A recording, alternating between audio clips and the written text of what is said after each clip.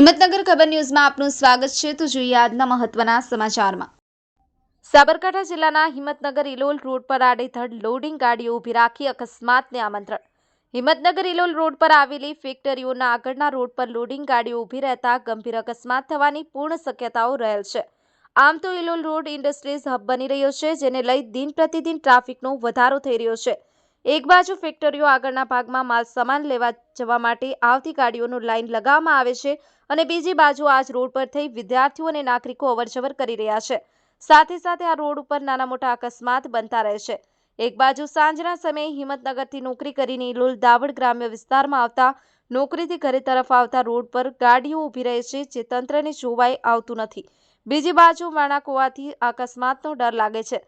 સ્થાનિકો દ્વારા આ વિશે ઇલોલ ગ્રામ પંચાયતને જાણ કરતા પંચાયત દ્વારા તેમની ફેક્ટરીઓની નોટિસ પણ આપવામાં આવી છે કે તમે તમારા ફેક્ટરીમાં આવતા સાધનો સહી જગ્યાએ પાર્ક કરો અને એના કારણે કોઈ અકસ્માત ના બને તે બાબતે પણ ફેક્ટરીઓ માલિકોને લખી તેને મૌખિક પંચાયતમાં જાણ કરવામાં આવી છે।